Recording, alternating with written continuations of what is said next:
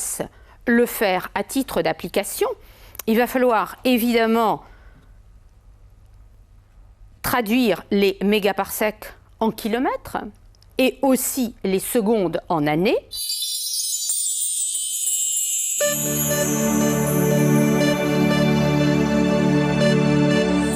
Vous trouverez que 1 sur H est de l'ordre de 14 milliards d'années.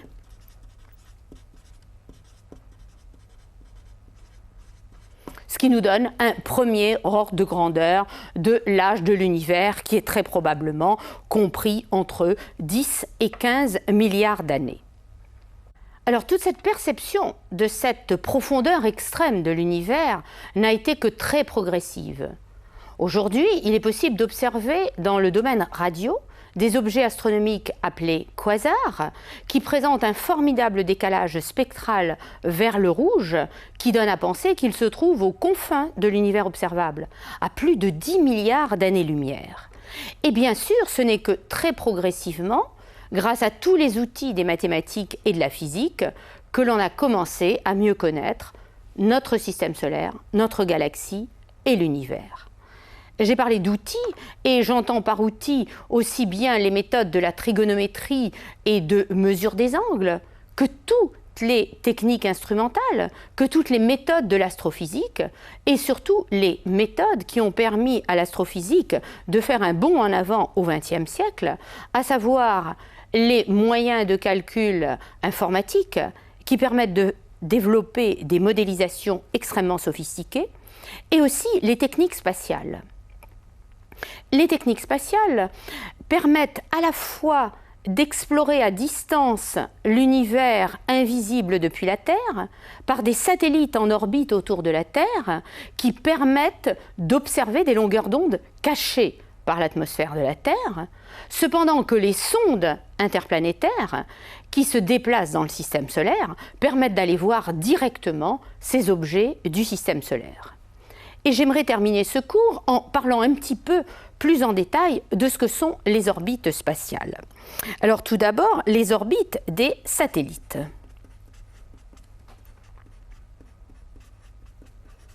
Satellites qui vont être en orbite autour de la Terre, et on a coutume de distinguer les orbites basses, entre 200 et 700 km d'altitude, disons 500 km d'altitude, et l'orbite géostationnaire,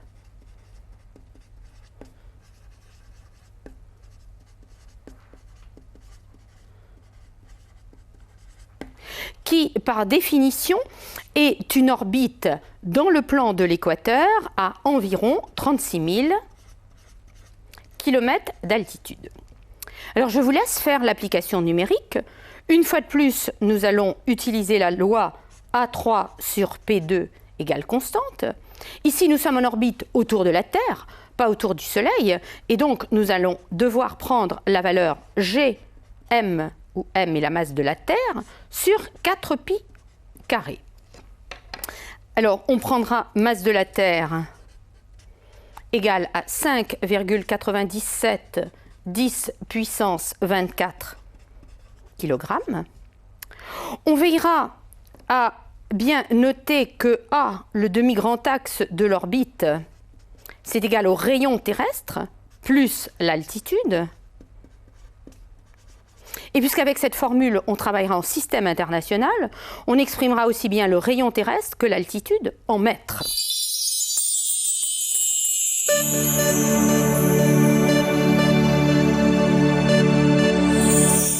Et on trouve que pour une orbite basse, la période est de l'ordre de 1h30, alors que pour l'orbite géostationnaire, la période est de l'ordre de 24 heures. En toute rigueur, je devrais dire 23 heures, 56 minutes et 4 secondes. Passons maintenant aux sondes spatiales.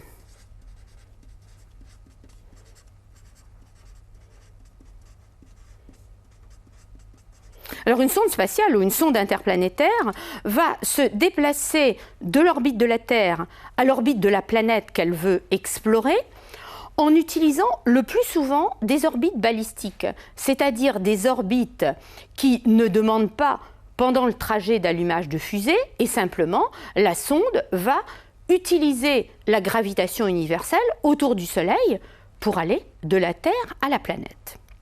Et l'orbite interplanétaire la plus économique est ce qu'on appelle une orbite de transfert de Hohmann. Supposons que ceci représente l'orbite de la Terre, donc autour du Soleil,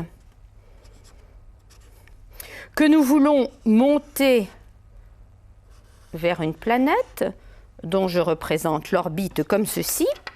L'orbite la plus économique est une orbite qui est à la fois tangente à l'orbite de la Terre et à l'orbite de la planète. En toute rigueur, je devrais la dessiner dans ce sens-là. Nous partons de la Terre, T, et nous arrivons vers la planète en P. Alors, il est facile de calculer la durée du voyage sur cette orbite qui va nous amener de la Terre vers la planète. Le demi-grand axe de l'orbite dont j'ai figuré uniquement une moitié en rouge ici, ce demi-grand axe A', exprimé en unité astronomique, est égal à 1, le demi-grand axe de l'orbite de la Terre, plus A, l'orbite de la planète, sur 2. Et donc, en utilisant encore une fois la troisième loi de Kepler, nous avons 1 plus A sur 2 à la puissance 3, qui est égal à P2, c'est-à-dire que la durée du voyage, une demi-ellipse, est tout simplement égale à 1 plus A sur 2 à la puissance 3 demi, racine carrée ici, que multiplie 1 demi. Et je vous laisse faire des applications numériques. Dans le cas de Mars, par exemple, ou dans le cas de Pluton.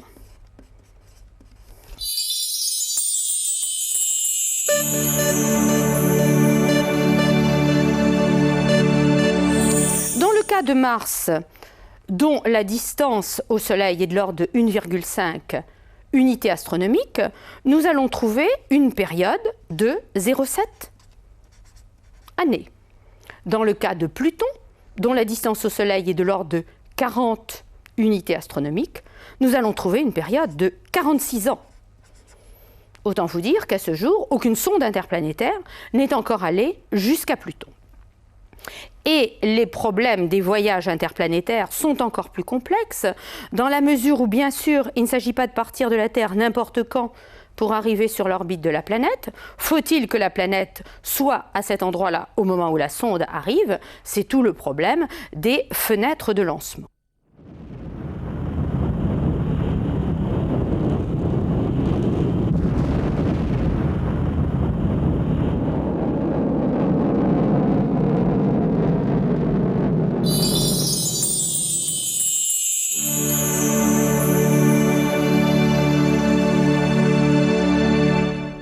Ce premier cours était donc une introduction destinée à nous familiariser avec les objets de l'univers et avec leur distance à notre Terre.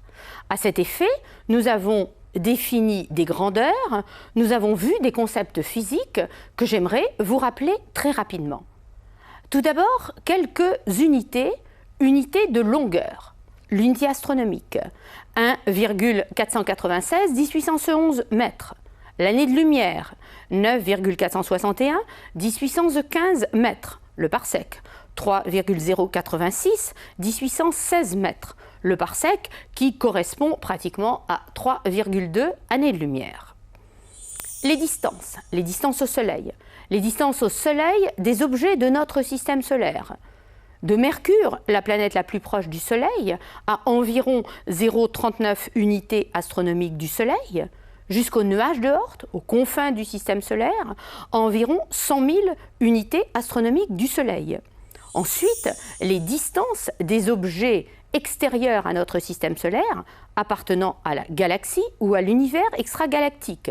de Proxima du Centaure, l'étoile la plus proche, à 4,3 années-lumière, jusqu'aux confins, jusqu'à l'horizon cosmologique, qui se situe à plus de 10 milliards d'années-lumière.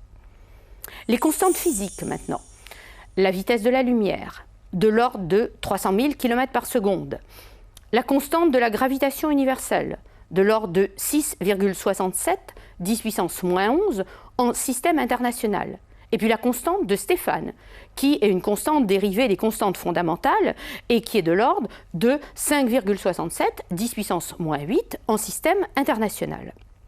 Et enfin, les lois de la physique, gravitation, énergie, thermodynamique et électromagnétisme. Commençons par la loi de la gravitation universelle, c'est-à-dire la loi de Newton. Je n'ai fait que la mentionner. Et dans le cas du problème à deux corps, F égale G, M, M' sur R2. Conséquence de cette loi, les lois de Kepler.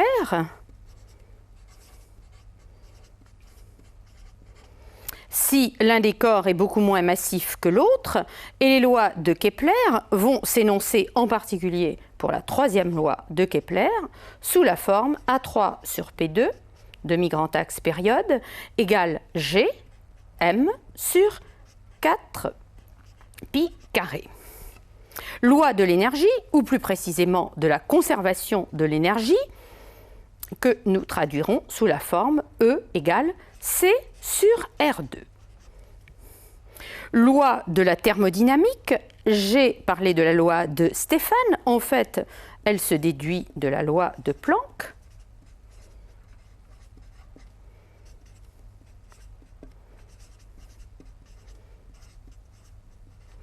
Et elle s'énonce E' égale sigma T4, où T est la température absolue.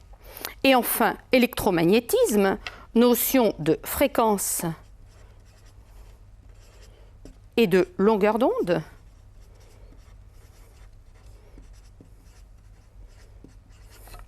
Avec F, la fréquence, égale C sur lambda, la longueur d'onde, et la formule de l'effet Doppler-Fizeau,